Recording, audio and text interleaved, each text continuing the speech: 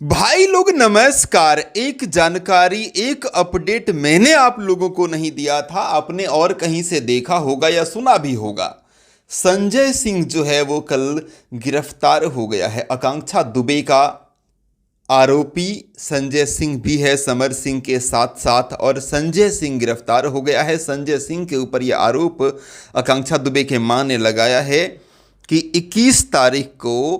21 मार्च को संजय सिंह ने धमकी दिया था आकांक्षा दुबे को कि मैं तुम्हें उठवा लूंगा, और 25 तारीख को ही आकांक्षा दुबे पार्टी में गई, वहां से आई रात में, और 26 तारीख रात वाला जो था, 26 तारीख 2 बजे के बाद जो है वो आकांक्षा दुबे लाइव आती है और फिर इस दुनिया को छोड़कर चली जाती है।